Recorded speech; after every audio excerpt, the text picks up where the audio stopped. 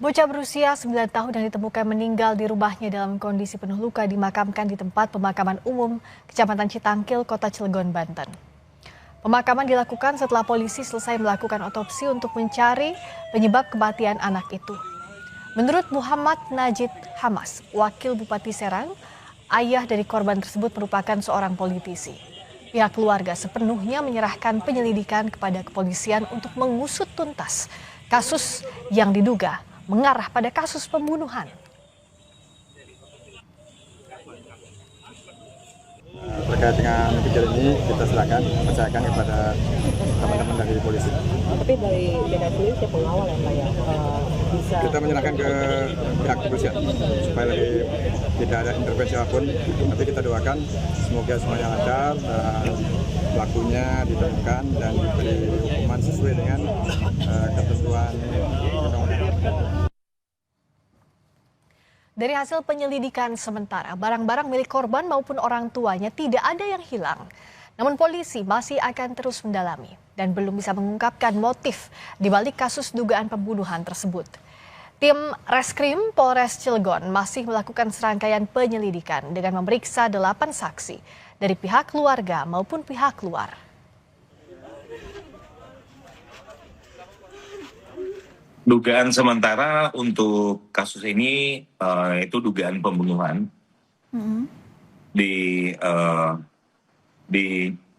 Dapat dilihat dari bagaimana keadaan korban di rumah sakit. Makanya sudah dari Polres Cilegon sudah membuat LP yang mencantumkan dugaan terhadap kasus pembunuhan. Jadi bukan perampokan, begitu Mbak. Untuk hasil pemeriksaan sementara, pemeriksaan masih tetap berlanjut karena dari untuk dugaan kasus pembunuhan seperti ini, untuk runut timeline harus jelas, lalu keterangan alibi dari para saksi juga harus jelas.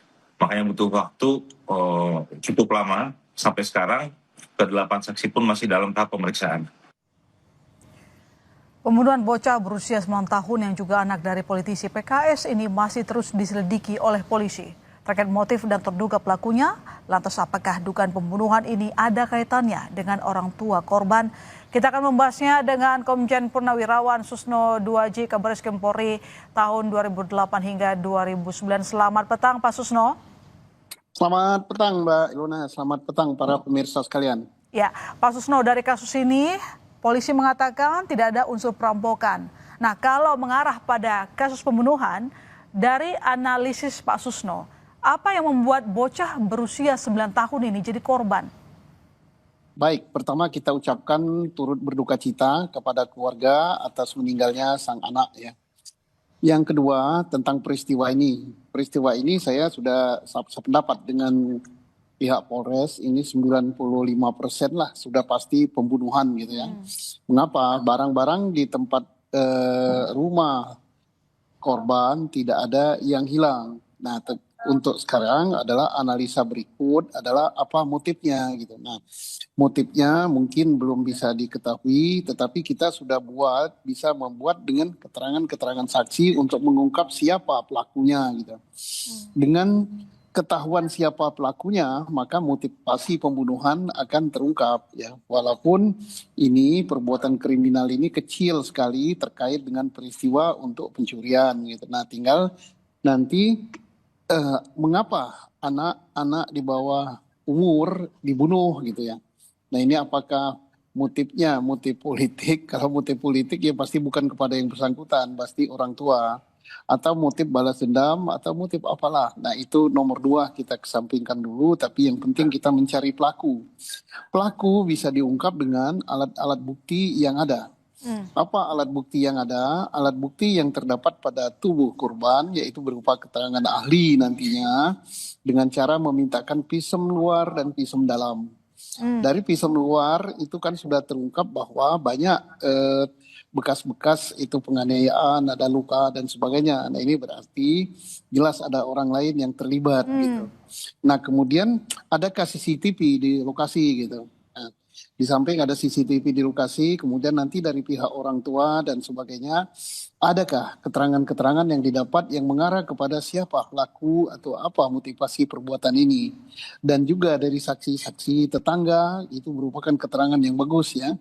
Nah, jadi dari saksi baik yang melihat atau mendengar, kemudian dari pihak orang tua, kemudian adakah petunjuk-petunjuk elektronik ya berupa HP yang menerima WhatsApp, yang menerima SMS, atau yang menerima telepon dari pihak tertentu yang mencurigakan, yang marah, yang mengarah kepada keluarganya ya, baik bapaknya atau ibunya, atau pembantu yang menerima pemberitahuan yang mencurigakan yang kemudian diikuti dengan peristiwa ini. Nah, itu adalah petunjuk-petunjuk yang bisa diperdalam oleh pihak kepolisian untuk mengungkap siapa pelaku daripada peristiwa ini. Dan kita berharap peristiwa ini harus bisa diungkap oleh Polri gitu ya. Jadi kalau tidak diungkap, ini dampaknya selain kepada keluarga korban, kepada masyarakat ya, kepada orang tua yang lain gitu. Mereka merasa takut, merasa was-was, meninggalkan rumah dan sebagainya, meninggalkan anak gitu. Kalau terjadi peristiwa yang serupa, maka harus diungkap tuntas gitu ya. Pak Susno, seperti yang Anda sebutkan sebelumnya, kita tahu dari hasil visum sementara ini ditemukan korban dengan peneluka tidak cuma satu tapi juga beberapa bagian. Jadi dari hasil visum ini apa yang mungkin Pak Susno bisa simpulkan? Saya menyimpulkan bahwa itu ada semacam dendam ya. Dendam karena kalau misalnya hanya ingin membunuh saja tidak perlu terlalu banyak melukai, mencederai daripada korban ya. Dan apalah gitu dilakukan kok terhadap anak-anak. Ini berarti dendam yang sedemikian besar kepada pihak keluarganya. Kalau anak itu kita tidak tahu gitu.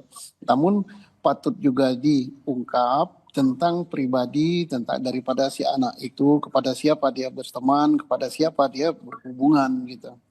Tapi apapun ini harus diungkap tuntas gitu. Jadi kalau memang ada dugaan pembunuhan dilakukan karena motif dendam, maka pelakunya kira-kira apakah orang luar rumah, bukan keluarga, atau bisa saja orang terdekat? Bisa jadi ya. Bisa, itu segala kemungkinan ada, yaitu orang luar bisa dan orang terdekat bisa. Nah, untuk mengetahui itu tentunya Polri harus mengungkap background daripada keluarga. Background orang tuanya bagaimana, background ibunya bagaimana, background saudara-saudaranya termasuk daripada pembantunya dan sebagainya. Itu harus diungkap semua. Jadi kita baru bisa menyimpulkan bisa saja ini misalnya orang terdekat gitu, latar belakangnya ya dendam apa atau sakit hati apa untuk apa. Tapi tidak boleh langsung diungkapkan wah ini orang terdekat, jangan. Karena Polri wajib menyidik dengan mengumpulkan alat bukti itulah yang akan menyimpulkan pada suatu kesimpulan demikian. Mungkin bisa saja korban sendiri di rumah atau bisa jadi juga misalnya ada orang lain di rumah, artinya bisa menyasar orang yang dalam rumah tersebut ya Pak Susno? Bisa, tapi kalau untuk salah sasaran itu kemungkinan kecil gitu ya.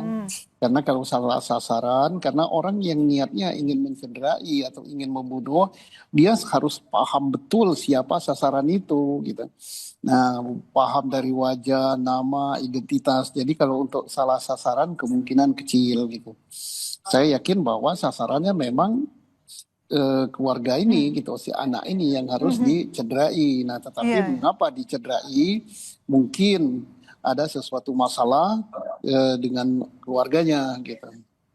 Pak Susno, rumahnya kan cukup besar begitu kan, banyak barang-barang, letaknya juga mungkin luas. Tapi ini pelaku bisa mendapatkan korban. Bagaimana kita bisa membaca ini? Apakah memang dugaannya pelaku tahu benar denah lokasi rumah, tahu benar bagaimana kondisi rumah begitu? Ya karena ini kita tepis kemungkinan untuk kejahatan pencurian ya, karena tidak ada benda yang hilang ya. Kalau itu pencurian berarti kepergok langsung membunuh, tetapi ini kan tidak ada benda yang hilang mungkin. Nah ini sasarannya memang ingin mencederai si anak atau keluarga yang lain. Nah tentunya untuk perbuatan seperti ini si pelaku tidak langsung ujuk-ujuk dengan tiba-tiba masuk langsung berbuat. Pasti dia sudah mengintai, sudah mengamati daripada rumah itu, sudah mengamati sasaran siapa. Kalau tidak ketemu yang ini, dia harus hafal betul. Pasti sudah dipantau sekian hari sebelum peristiwa begitu. Itulah makanya perlu tadi disampaikan mungkin jejak digital gitu. Pak Susno, kira-kira kalau misalnya dilihat dari karakter luka tertentu, bisa nggak sih menunjukkan dalam mengungkapkan kasus pembunuhan? Kalau dari luka hanya bisa mengungkap misalnya bahwa peristiwa ini adalah pembunuhan, kecelakaan atau apa, tetapi tidak akan mengarah kepada siapa pelakunya. Karena untuk dari luka itu tidak menimbulkan, tidak ada identitas daripada pelaku, tetapi juga bisa digunakan sebagai alat untuk menjembati ke alat bukti yang lain. Jadi lukanya itu, oh ini pisau, oh ini begini, maka dihubungkan dengan alat bukti yang lain, misalnya alat bukti elektronik berupa CCTV, berupa jejak di HP, ataupun alat bukti lain yang diberikan keterangan saksi, maka akan memperkuat siapa terduga sebagai pelakunya. Terakhir Pak Suno, ini kan kakak korban jadi orang pertama yang menemukan korban. Jadi apakah dalam kasus ini diperlukan pendampingan psikis termasuk perlindungan saksi? Semua orang-orang yang di bawah umur yang dimintai keterangan, walaupun keterangan dia tidak bernilai sebagai saksi, sebagai orang dewasa, pada saat diperiksa itu sebaiknya dan wajib didampingi oleh seorang ahli kejiwaan gitu, supaya dia memberi keterangan yang bagus, yang baik dan tidak trauma gitu. Baik, terima kasih Pak Susno telah bergabung di Sapa Indonesia Malam. Selamat petang Pak Susno. Selamat petang, salam semuanya.